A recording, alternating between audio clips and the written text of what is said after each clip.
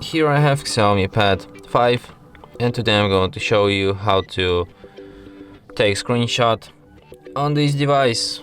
So firstly, to take screenshot you have to push two buttons at the same time, which are power key and volume down, and that's how you can take screenshot. So let me show you one more time: power key, volume down, and that's how it's done. You can find your screenshots in gallery, in the screenshots and screen recordings album, and here they are. And from here you can share, edit or delete your screenshots. And that's it. Thanks for watching. If you find this tutorial useful, don't forget to hit that like button and subscribe to our channel.